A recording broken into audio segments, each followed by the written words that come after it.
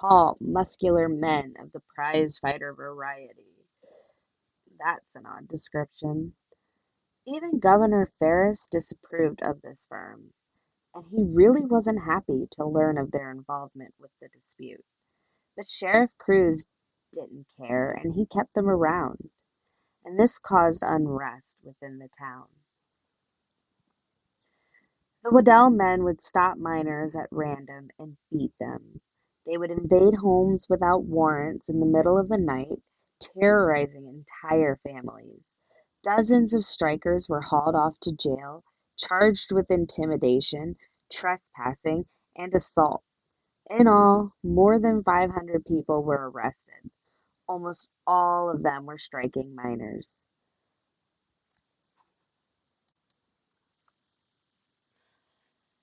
On August 15, in Painesdale, another town just outside of Calumet, two deputies and four Waddell agents visited a boarding house. It is assumed that these men were there to arrest a pair of strikers who, in defiance of a deputy's order, had earlier walked across mine property on their way home. Investigation revealed that the men had not trespassed with any criminal intent. They were just taking a shortcut home. In front of the wooden building, the Waddell men encountered the two strikers.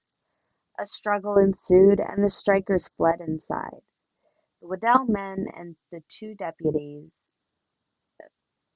surrounded the house and began firing indiscriminately through the doors and windows. When the shooting died down, the two men had been killed, another wounded, and a baby in her mother's arms had been grazed. These would later be known as the Seaborville murders. Warrants were issued for the 6 law officers, but remember good old Sheriff Cruz? He allowed those men to escape to an adjoining county. 4 of the 6 men were eventually tried and found guilty of manslaughter, but that didn't happen until the next year, and then only after the sheriff abused his power to keep them from coming to justice.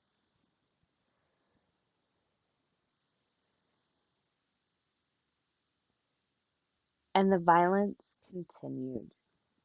In September, a deputy and a striker died under questionable circumstances.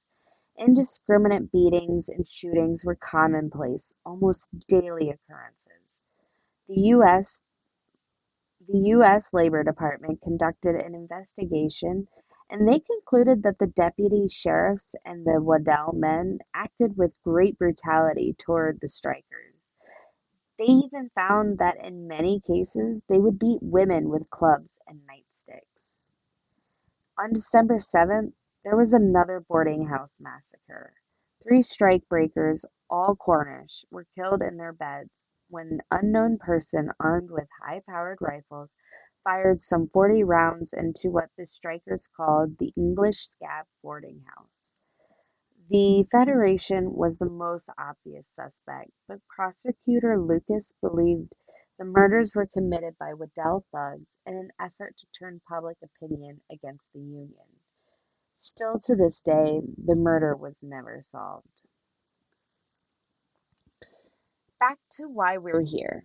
It's mid-December now, and the 5 months of striking had taken their toll on the miners. Strike benefits, always promised by the Federation, never seemed to materialize, and the CNH had started to serve notices on the miners who rented houses on company land. Merchants began refusing credit, even for groceries, and it would be a grim Christmas for everyone, but especially for the children. So, to lift their spirits, the Women's Auxiliary of the Western Federation of Miners organized a party. The women spent weeks sewing scarves and mittens for the children. They made up little bags of candy and they rehearsed a Mother Goose play. The Christmas party was held in the Italian Hall, a large 2-story wooden building a block away from the fire station. Its lower floor housed an Atlantic and Pacific grocery store and a saloon. But upstairs, at the top of the 8-foot wide stairway, located on the outside of the building, was a ballroom, complete with a balcony, a stage, and a small kitchen. People began arriving shortly after noon on December 24.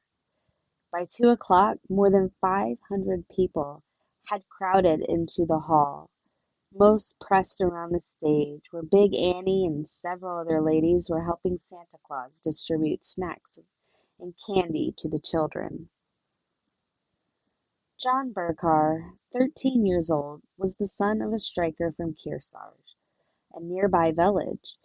He had a headache and was making his way from the stage to a side window for a breath of fresh air. He almost bumped into a man with a long overcoat and a White Citizens Alliance pin.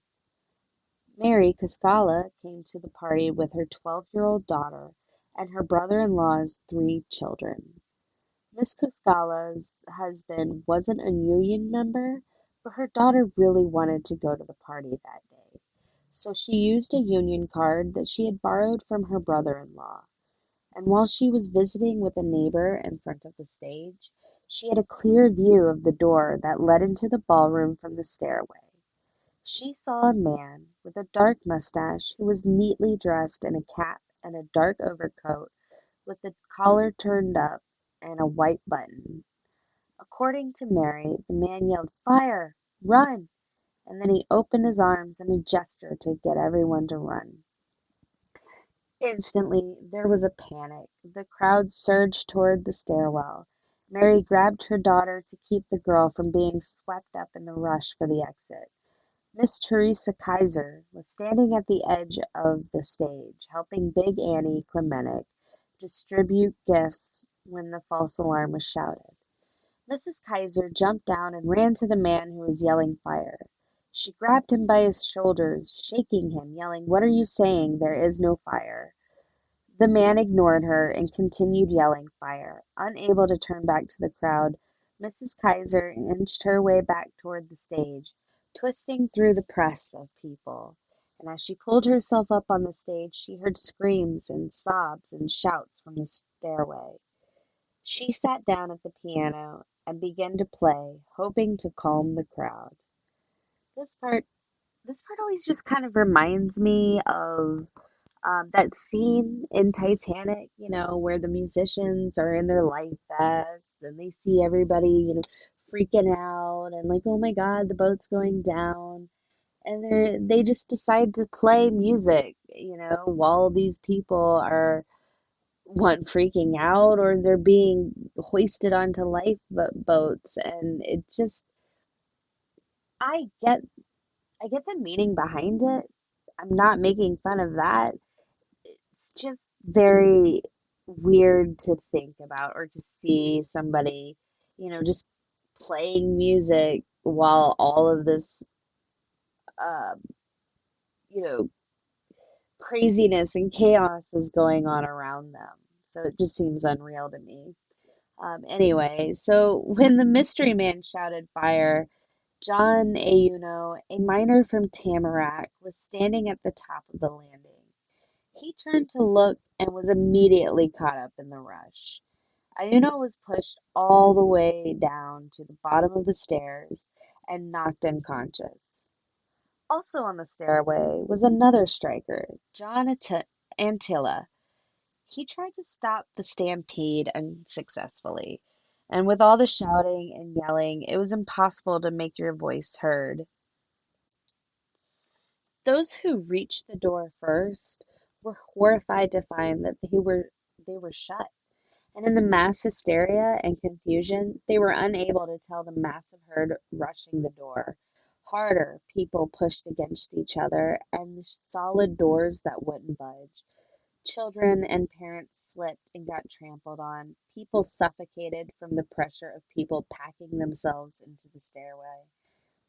The only breath you could breathe in that hallway was to push yourself off the wall with all your might and then quickly suck in a breath of air before the force of the other bodies pushed your face back against the wall. This quote came from Walter Lottie in a 1980 interview shortly before his death. Lottie was 13 years old when he was caught up in the stairwell crush. In minutes, 74 people died in the stairwell. All but 11 of them were children. Oh, excuse me. All but 11 of them were children. Yeah, you're right. Excuse me. At the bottom of the stairway, the first rescuers found bodies piled 4 and 5 high, wedged together so tightly that it was impossible to untangle them from the street entrance. Instead, the firemen and rescue workers had to use ladders to get to the second floor and then began removing victims from the top downward. As the dead were pulled from the pile in the stairwell, they were carried to the town hall, which turned into a makeshift morgue. Some families lost more than one child. Other children were orphaned when their parents died.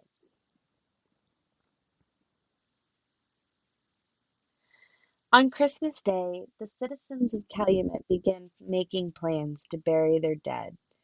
Strikers had dug multiple long trench-style graves at Lakeview Cemetery, about 2 miles outside of Calumet.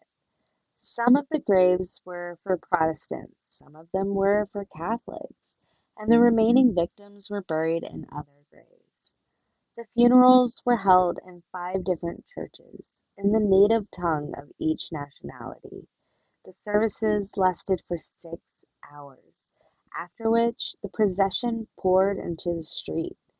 Thousands of people marched along the road to the cemetery. Union men hoisted the children's caskets, while the horse-drawn sleds or hearses carried the adult coffins. 20,000 spectators flocked to Calumet, standing 4 deep on the street as the procession passed them.